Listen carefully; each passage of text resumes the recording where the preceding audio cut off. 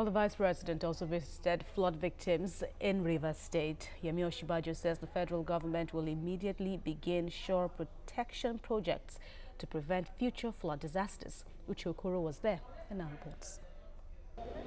This old school building in Imbiama now serves as a camp for persons displaced by flood waters in Ahoda West local government area.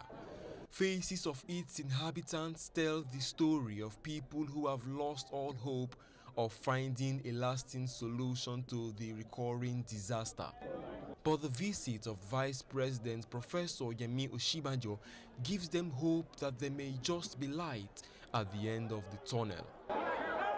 He conveyed the federal government's plan to avert future flooding through construction of shore protection along coastal communities in Rivers State. We think that these cycles of flooding must not be allowed to continue.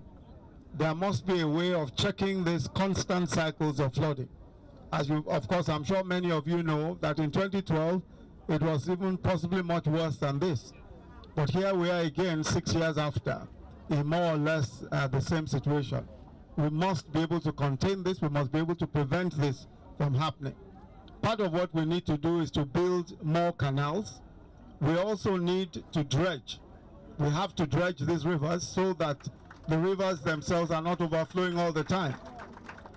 And we also have to ensure that the estuaries and the other small bodies of water are not, that we don't put in solid waste, that they are not be forged with solid waste, so that these waters can move.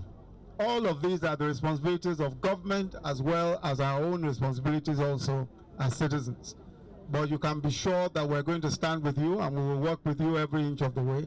Some people are still remaining in their homes and they wouldn't want to come because previous experience has also told them and made them understand that the IDP camp is not a comfortable place for any man to be. But the few ones that are here, Your Excellency, if you see the suffering they are going through, I know you will know exactly what you will do. This latest flood has affected all 71 communities of Ahoda West LGA, and most of them have already been submerged. In a bid to get an even clearer picture of the situation, the Vice President visited another IDP camp in Akinima community. Flood have made our Vice President to touch Akinima ground. We are very, very grateful. In fact, we have almost forgotten about the floods. I'm ready to dance here for the presence of the Vice President. The Vice President also reassured the victims that plans are being put in place to ensure their adequate resettlement when the flood waters recede.